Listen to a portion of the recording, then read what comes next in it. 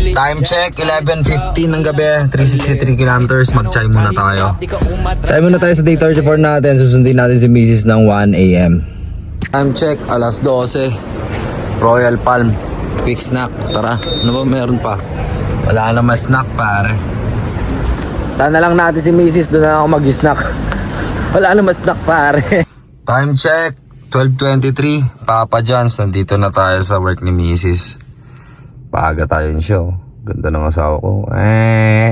Para sa kumulis oh. May ribbon siya sa ulo. Sawa, ang ganda mo naman sa ribbon mo. Pati kita mo, ang bagay mo naman yan. Ang cute, no? Oh, lumilitaw yung kagandahan mo dyan ah. Hindi naman. Bagay yung ribbon. Pwede yan kahit hindi ka nakasambira, nakaipit ka lang sa ribbon kang ganyan. Bagay mo pala. Idadaling ko to. Bagay mo pala siya, asawa. Niloloko mo ako. Hindi nga, bagay mo nga. Love you. Hindi na ako mandar, love you. Hindi na ako mandar yung oven namin. Problema. Ayan o. Isang oras na Kaya daw? nagaan tayo. Wawa naman. Yung offer pa naman yan. Last day ko yun. McDonald's. May gusto ka? Wala, ikaw lang. Yahoo! Pare, gutom na gutom ako. Napamakdo ako bigla. Si asawa, busy pa sila oh. Hindi kasi gumagana oven nila. Gusto kong order ng pizza. Hindi gumagana. Kuwawa sila. Hindi mga pending nila. Ang dami. Ahay! Kuwawa naman kayo, asawa. Dami pending guys oh. Yay! Coffee not working. Ayan tayo guys. Time check pala. 12:35. Pagkain natin, oh, chicken wings. Bakbakin na yan, pare.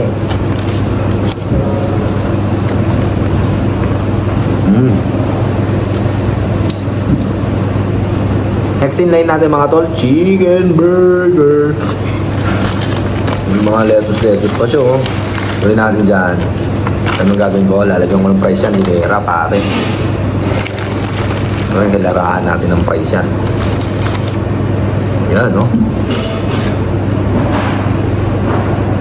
So guys, ito yung itsura niya. Ito yung itsura ng top bun ko. Ito yung itsura ng siniksikang price. Tapos ibu-burger mo ulit yan. Burger ka sa akin! Uy, sarap, boy.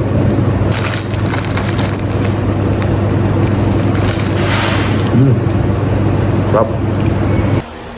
Hey, what's up, Billy Jack? Ang pogi mo naman dyan. Anyways, just got home, 1:33.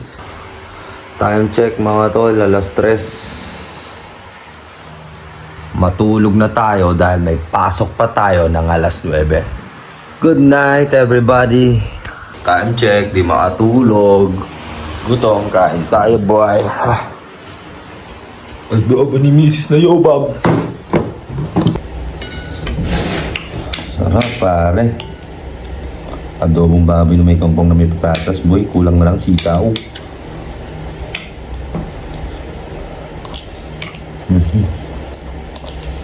Time check, 3:59. Si Mrs. nag-release pang ingay. Hindi ako makatulog. Dead balls na ako, zombie. Time check, 9:36. Shit. Ako na, di tayo. Time check, 10:14. Good morning, sunshine. Good morning, baby girl. My Carla Humilde. And good morning, Alain. Ganda na naman ang umaga natin kahit late tayo. Palag-palag lang mga tol. 10:09 on my clock.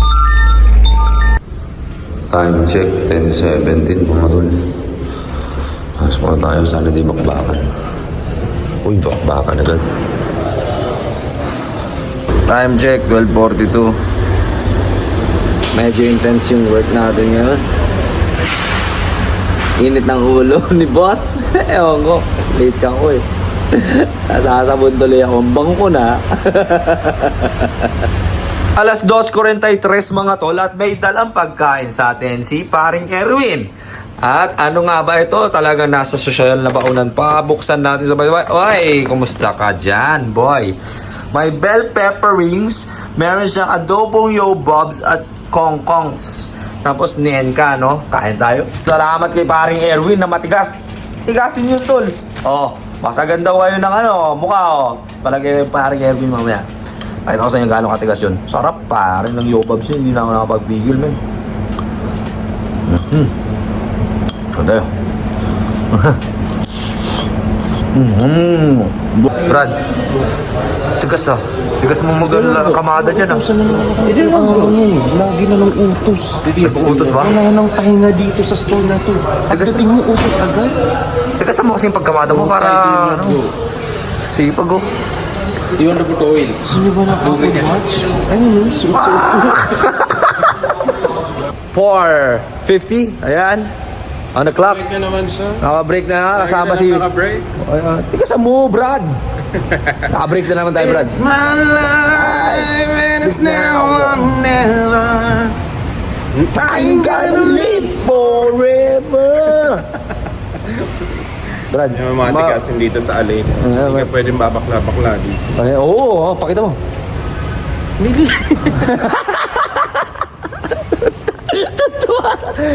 Pakita mo yung tigas, Brad. Baka kala nila niya, nagloloko tayo. Tigasan mo. Lupo.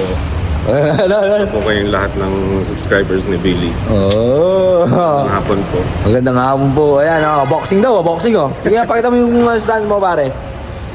Ay, puto, nakita yung braso, laki. Time check, 4:51. Uy, boss. Hindi masyadong bakbakan, pare. Pero late ako. Hanggang alas 7 ako dito. Time check, mga tol. 7:20. Kaka-out lang natin sa work. Sobrang busy pa mga tao. Dami pa, oh. Kanina pa tayong 10:30, di ba? Try muna tayo na masarap nito, mga tol. Goods na tayo for today. Bye, guys. See you tomorrow. 7:22, mga tol. 378 kilometers. Uwian na. Chai muna pala. Chai. Chai lang muna. Dito na naman tayo sa Smart Chicken. Try tayo ng something different. Different but the same. Ibang spot lang. Dito mo ako. Kain tayo. Veggie samosa. Ito isda daw to. Tapos ito. Ito try natin to. Ito paborito natin talaga to. Chicken roll.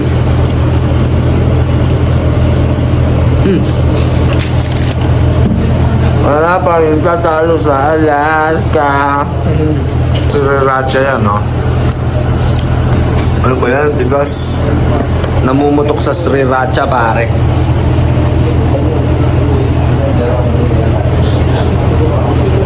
Sarap daw. Ito namang isda. Medyo malamig na. Gagong sarap. Paliguan din natin yung sriracha, pare. Time check, mga tol, 8:20. Balik tayong Alain Mall. Gagawa ako ng diskarte. Diskarte lang. Ganda ng Porsche, pare, oh. Boom. Solid, oh. Ganda, oh. 8:42 ng December 1. Happy National Day, UAE. Ayan, nandito lang ako sa fountain. Tamang sightseeing, ano. Ganda ng ambience, pare. Naghanap ako ng diskarte. Nag-observe ako sa mga tao para kumita ng pera. Pero wala. Hindi ko alam ma-figure out paano ko ma-attract yung money. Wala. Pero I mean, kaya ko to. Kikita tayo. Mag-studies tayo ng ang tawag dito, social environment. Scientist no. 9:51 in the clock, kakauwi lang natin. Medyo puyot-puyot pa tayo. That's being a man. Natutulog ka lang ng 3 oras, pero kailangan mong obligayin sarili mong humanap ng diskarte. Tulog na muna akong konti. Nahihilo na ako, baby. 12 a.m. time check. Kunin natin yung pagkain ko. Nagpa-deliver ako, wala palang driver. Bad trip. Nakaka-bad trip, men. Alam mo yon, yung gutom na gutom ka, tapos mahigit magdadalawang oras na, hindi dumadating yung pagkain mo, pare. Nakakapikon yung ganun, men. 12:53, Papa John's. Na-pick up na natin si asawa. May dala siya sa aking pizza, margarita. May dala ako sa kanyang Kerla Poppers. Kerla Poppers. Tsaka meron kang chicken biryani. Tapos meron kang butter chicken. Ang dami yun. Gusto ko bang magugutom yung asawa ko? Ang ganda-ganda eh. Asan yung ribbon mo? Daling ko ba? Away na tayo. Uy, time check. Just got home, 1:12. Kami ni Mrs. Love you. Ayan, food trip kami mga tol. Ito yung chicken biryani namin, no? May yogurt pa yan, no? Tapos meron pang chili paste. Tapos ito, beef fry, pare. Beef fry yan, no? Ito, butter chicken. Tabi mo na itong mga ito. Bakunin mo na lang. Ito yung kainin natin. May pizza pa ako kasama ko. Grabe. Ito yung pinakamalungkot na pizza ang ginawa ng asawa ko, ha? Lungkot, oh. Asa na biryani tignan natin. Ayan na yung biryani. Ilagay ko sa plato yan. Ano? Yung beef fry, oh. Sarap ng itsura, oh. Meron pang dyan, yung roti. Ayan. Roti. Yan, binuhos ko na yung yogurt. Ayun, no. Ito yung gusto ko. Sauce. Buhos ko na rin tong chili paste nila. May... Ayan na rin yung hot sauce, pare. Nahap nga, no? 1:36. Dapat tayo masyadong tulog ng ilang araw. Dapat tayo kilos lang. Walang problema. Hey, good morning still Alain. Good morning talagang literal. Ang lamig. So what's up sa inyo? At salamat sa panonood ng ating Day 34. Sa ating mga manonood at followers na talagang sumusubaybay sa araw-araw nating simpleng buhay. Ayan. At syempre, gusto ko na rin pag-usapan natin na alam ko naman na ayaw yung ginagawa to ang makialam ako sa mga issue ng iba. Pero may mga opinion lang ako at komento. Lalong-lalo na dun sa kamakailan lang na laban ni Mr. Jimwell Pacquiao, yung anak ni Mr. Manny Pacquiao. So it was a majority draw, no? Tabla. So ganun talaga, no? Wag na po tayong magulantang pa sa mga desisyon na nangyayari sa buhay natin. It's out of our business anyways, and it's their business. And remember this, boxing is not only a sport. It's an entertainment, no? When it says entertainment, it means to say there's a business going on right there. So may mga decision na pwedeng mangyari prior to the match pa lang. Tawag doon match fixing, no? So maaari na lang pagtakpan ng kanilang mga sariling multo sa pamamagitan ng mga magaganda nilang salita. Pero ang katotohanan, nabibilog din tayo ng industriya ng boxing. May mga talagang mga taong hindi pumapayag sa match fixing. Pero sa mga legasiyang naiwanan na ni Mr. Manny Pacquiao, hindi maaaring madungisan ang unang laban ng kanyang anak, 'di ba? Mag-isip-isip tayo. So, ganun din sa kanyang mga huling mga exhibition match, 'di ba? Nagkaroon siya ng draw. 'Di ba? Puro draw. So, ang masasabi ko diyan, ayaw na nilang dungisan kasi mukha na ng boxing ang ating pambansang kamao. Take it or leave it, bro. He has a big impact on this lovely earth that we have. Iba na ang Manny Pacquiao. Whatever he says in boxing industry is a strong decision as always. Kaya saludo pa rin tayo doon. Pero syempre, dapat din natin sinusuportahan yung mga bagay na pandaraya. Pero wala tayong magagawa. Ang mundo ay nababalot ng kasamaan. Kaya bilang ikaw na isang tao, pagandahin mo na lang ang takbo ng iyong pamumuhay, maging responsable kang tao, at kung anong napanood mong masama, wag mong gayahin.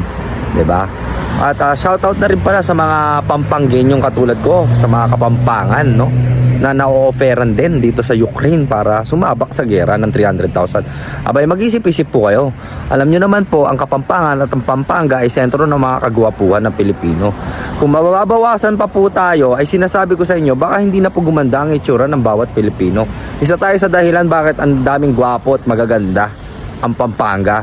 Kaya mag-isip-isip kayo mga boys Huwag kayo masilaw sa 300,000. Pero siguro kung adik ka lang sa Shabams, no? Punta ka doon. Doon, yung mga sundalo pare, pinagsashabams doon, gera na yun Bumatak ka na ng bumatak doon, di ba? Hindi ko naman sinasabing gawin mo. Masama yun. Huwag nyo sarcasm yun guys Take note. So ayun lang, anyways, yun ang pinaka-comment ko. Huwag yung masisilaw sa panandali ang pera. Hindi mo alam ang iyong kaligtasan. Ang pera madaling kitain. Ang buhay isa lang, pag-ingatan. Binigay ito ng Diyos sa atin para gawin ang ating best. Pero kung nakikita mo sarili mo doon sa linyang yon, wag mo na rin pigilan sarili mo. Wala namang problema. Kung maganda naman ang intention mo para tumulong sa pamilya mo, gawin mo na rin lang. Pero mag-isip ka. Isa lang ang buhay, pare. Well, anyway, that's it for today. Thank you so much for watching my vlog, day 34. Once again, this is Billy Jack Sanchez. You wanna know why? Ang wigman ng Pilipinas saying, don't hate, spread love, and educate. See you on my next vlog. Peace out sa inyo. Tulog na tayo.